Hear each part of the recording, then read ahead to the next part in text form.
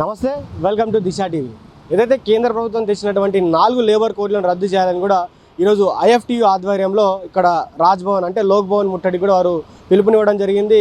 So దాంట్లో భాగంగానే పోలీసులు కూడా చాలామంది అరెస్ట్ చేయడం జరిగింది. కొంతమంది నాయకులు కూడా మనతో పాటు ఉన్నారు, మాట్లాడదాం. అసలు ఎందుకు వారు ఆ లేబర్ కోడ్లను రద్దు చేయాలనుకుంటున్నారు, ఆ 4 కోడ్లు ఎందుకు రద్దు చేయాలనే ప్రతిపాదన పెడతా ఉన్నారు కూడా అడిగి తెలిసిన ప్రయత్నం చేద్దాం. అన్న నమస్తే, చెప్పండి అసలు ఎందుకు ఆ 4 లేబర్ కోడ్లను మీరు రద్దు చేయాలనుకున్నారు? దేశంలో ఉన్న 50 కోట్ల మంది కార్మికుల జీవనమరణ సమస్యతో ముడిపడినాయి ఈ 4 లేబర్ కోడ్స్. వాళ్ళ జీవనాధార హక్కుల్ని రద్దు చేసేటువంటి ప్రక్రియ ఈ 4 లేబర్ కోడ్స్ ద్వారా జరగబోతుంది.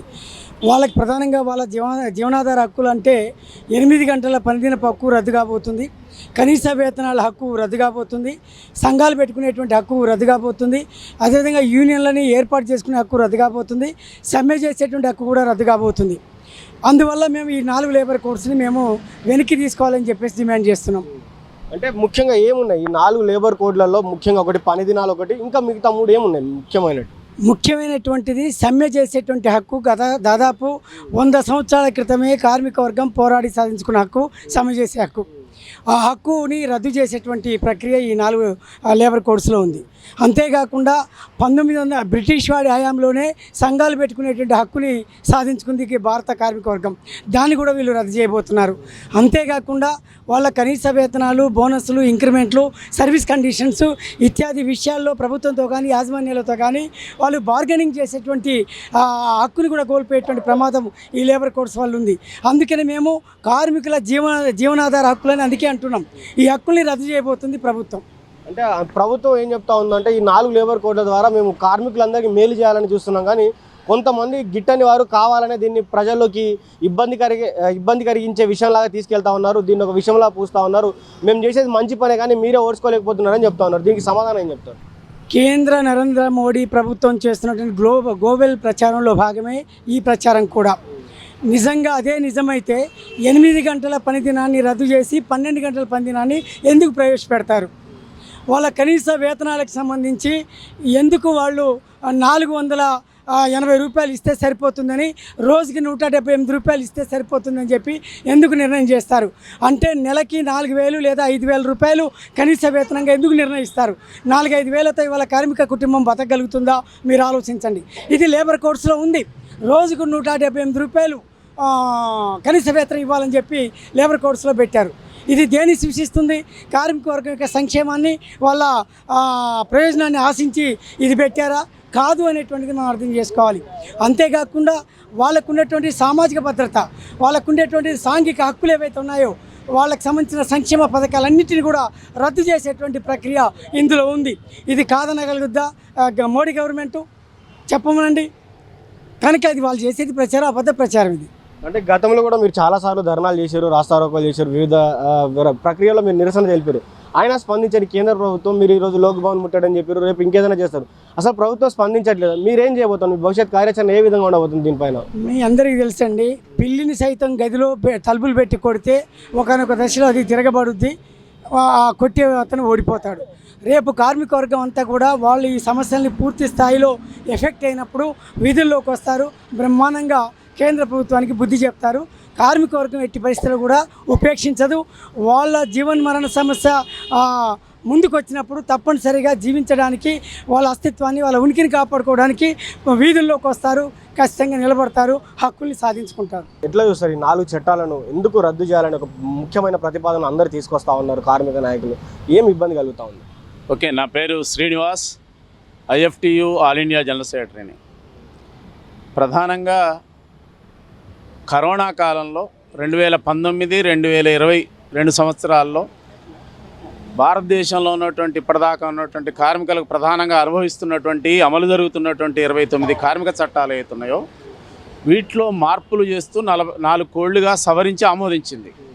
దీనికంటే ముందు దేశంలో ఏ కార్మిక సంఘంతో నిజంగానే నరేంద్ర మోడీ ప్రతిపాదించినటువంటి కోడ్లు కార్మిక వర్గానికి ఉపయోగమైతే ఈ దేశంలో ఉన్నటువంటి ఏ కార్మిక సంఘంతో కూడా చర్చించలేదు.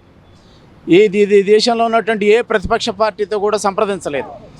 ఏకపక్షంగా పార్లమెంట్లో ఆమోదించింది. అది కరోనా సమయంలో ఆమోదించింది. కనుక దీని వెనక కార్మిక వర్గ ప్రయోజనాలే నిజంగా ఉన్నప్పుడు ఈ దేశంలో కార్మిక సంఘాలను ఎందుకు వ్యతిరేకిస్తాయి? ప్రతిపక్షాలు ఎందుకు వ్యతిరేకిస్తాయి?